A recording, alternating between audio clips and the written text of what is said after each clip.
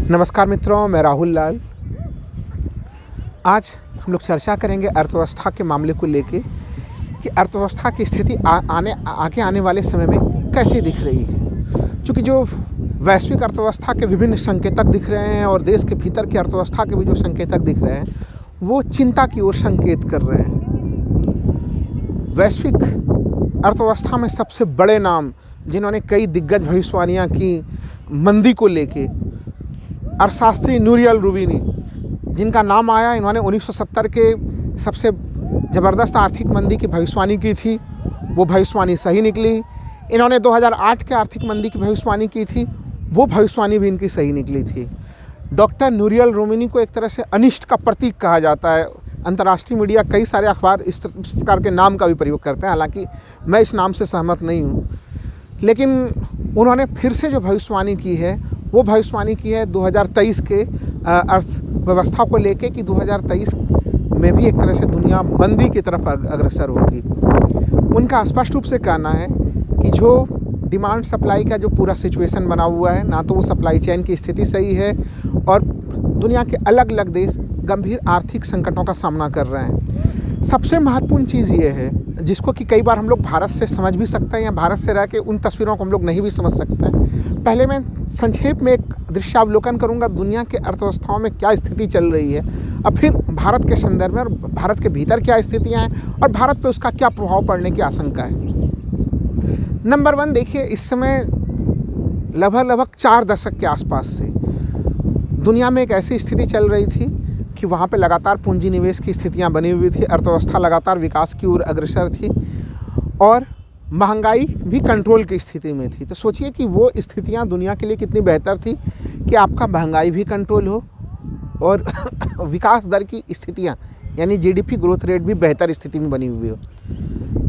तो वैसे स्थितियाँ सबसे अनुकूलित होती हैं, इसलिए वहाँ पे जो बैंकों ने जो अपने इंटरेस्ट रेट रखे हुए थे वो लगभग 0 के आसपास वो इंटरेस्ट रेट बने हुए थे। लेकिन इस समय अमेरिका में महंगाई दर जो है वो 40 वर्ष का रिकॉर्ड तोड़ रही है। ब्रिटेन में भी, जो दुनिया के कई सारे विकसित देश हैं, वहाँ पे महंगाई रिकॉर्ड तोड़ रही है। तो महंगाई बढ़ती चली जा रही है। इस कारण से बैंकों को अपने इंटरेस्ट रेट बढ़ाने पड़ रहे हैं। फेडरल रिजर्व बैंक ने भी अपने इंटरेस्ट रेट लगातार बढ़ाए हैं। वैसे स्थिति में भारत सरीखे देशों के पास कई समस्याएँ आ जा रही हैं। ये जो एक निवेश का सुरक्षित जगह बना हुआ था, जहाँ पे कि विदेशी पूंजी निवेश काफ़ी संख्या में आ रहे थे। इसका कारण क्या था कि लोग अमेरिका या फिर अन्य विकसित देशों से, बैंकों से जो है कि लोग लोन ले रहे थे। लगभग 0% इंटरेस्ट रेट पे वो लोन लेते थे। अब भारत सरीखे देशों में उसको निवेश कर देते थे, क्योंकि यहाँ पे इंटरेस्ट रेट काफ़ी हाई था।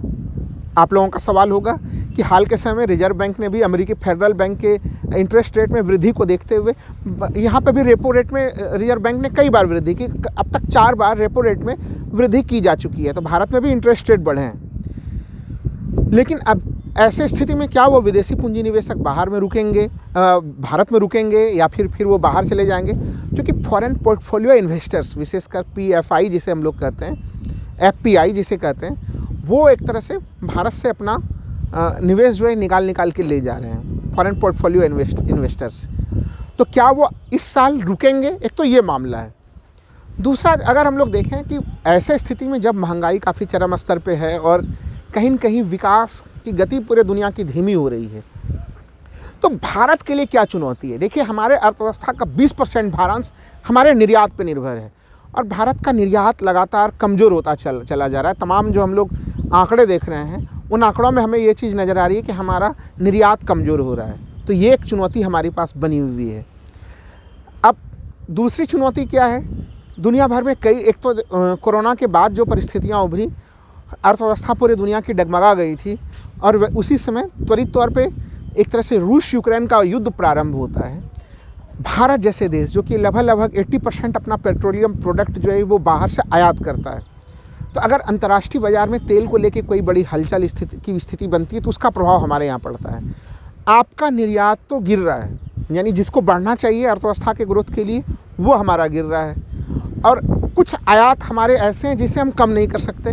जैसे तेल का आयात है, वो हर हालत में होना ही होना है, नहीं होगा तो देश की अर्थव्यवस्था, देश का जो पूरा का पूरा परिवहन तंत्र है, तमाम वो चीज़ें रुक जाएंगी। एक तो ये चुनौती है।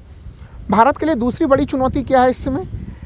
इस समय जबकि अर्थव्यवस्था भारत में अब खुल रही है, देखिए इसको थोड़ा सूक्ष्मता से समझने का प्रयास करें हम लोग कि एक तरह से अर्थव्यवस्था में थोड़ी गतिशीलता की स्थिति है भारत में, दिख रही है अभी कि लॉकडाउन के बाद से चीज़ें खुली हैं, डिमांड बढ़ रहे हैं, लोग कारोबार करने के लिए, बिजनेस करने के लिए लोग लोन लेना चाह रहे हैं।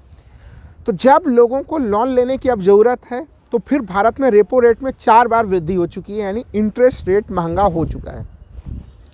जब लोगों को लोन लेने की ज़रूरत नहीं थी उसमें इंटरेस्ट रेट, यानी लॉकडाउन के समय में इंटरेस्ट रेट बिल्कुल जो है वो लो पे था, लेकिन उस समय लोग क्या करते, चूँकि कारोबार की कोई स्थितियाँ नहीं थी। आज अगर कोई आदमी कारोबार को बढ़ाने के लिए बैंक से लोन लेना चाहेगा तो वो ग्रोथ रेट काफ़ी जो है कि वो बैंक रेट काफ़ी, बैंक का ब्याज दर काफ़ी बढ़ा हुआ है। सवाल होगा आप लोगों का कि आखिर रिजर्व बैंक की ऐसी क्या मजबूरियां रहीं कि रिजर्व बैंक को रेपो रेट में वृद्धि करनी पड़ रही है।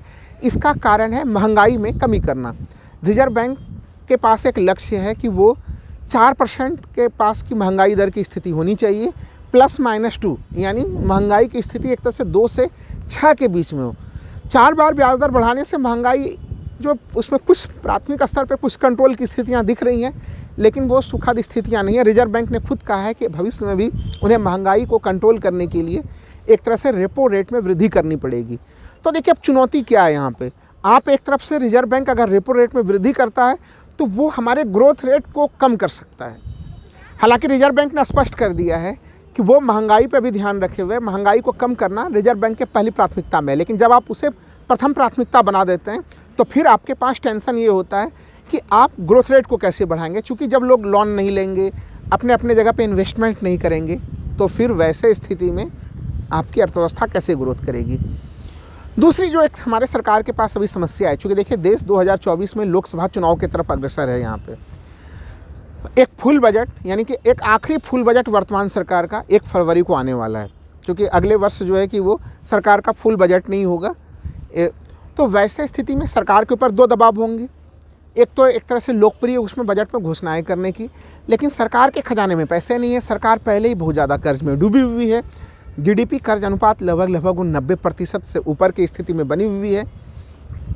अब अगर इस समय सरकार, अभी तक हमारी अर्थव्यवस्था कैसे बची हुई है, जो लोगों के घरेलू बचत थे उसके माध्यम से घरेलू डिमांड की स्थिति बनी हुई थी, यानी भारत में घरेलू स्तर पर डिमांड की स्थिति बनी हुई थी। लेकिन अब वो घरेलू बचत जो है कि वो लोगों के खत्म होने के स्तर पे है। ऐसे स्थिति में धीरे धीरे डोमेस्टिक डिमांड जो है वो घटती जा रही है।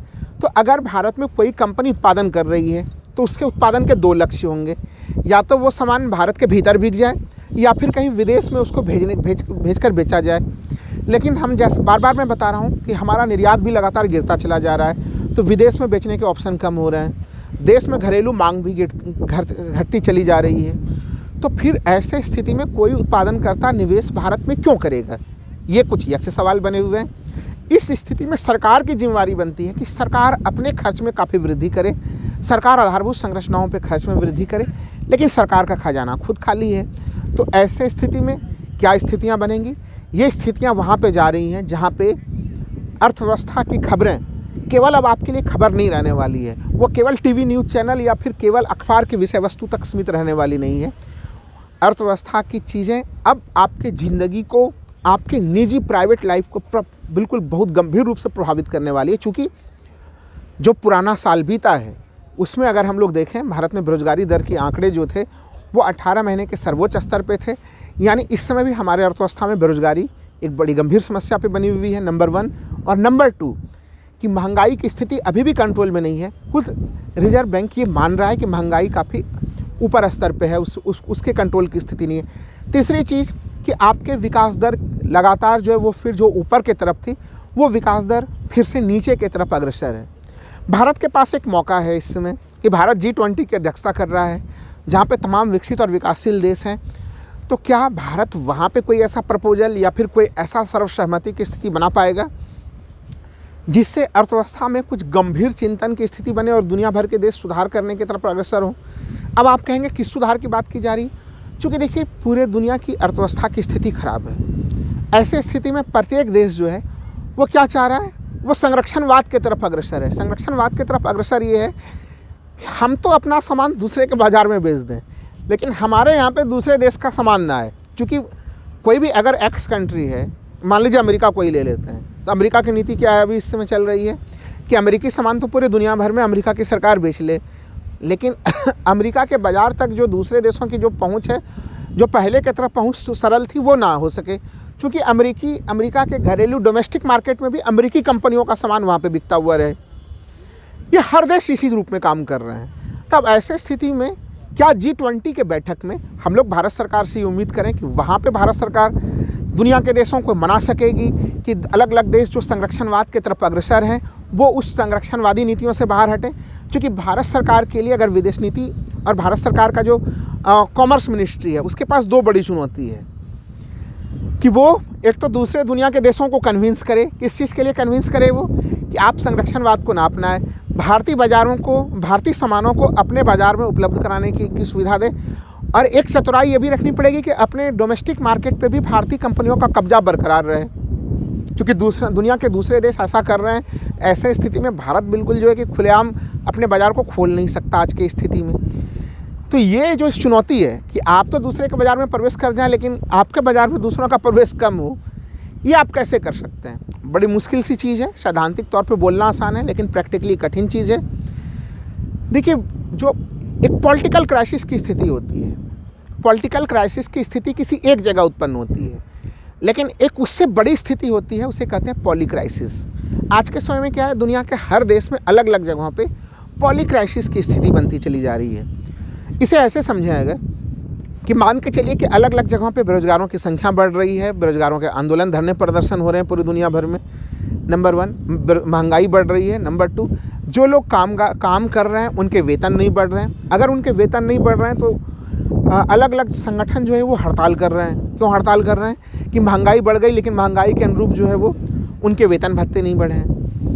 या अब सरकारों के पास खजाने में पैसे नहीं है कि सरकारें जो है कि वो उनके मांग को पूरा कर सकें। और अगर मान लीजिए कि सरकार उन मांगों को पूरा कर देती है तो फिर अचानक से बाज़ार में भारी मात्रा में मुद्रा आने से महंगाई की स्थिति और बढ़ जाएगी। यानी अगर आप उन मांगों को पूरा भी कर दीजिए तो महंगाई की स्थिति जो है कि फिर से सामने में उभर के आ जाएगी।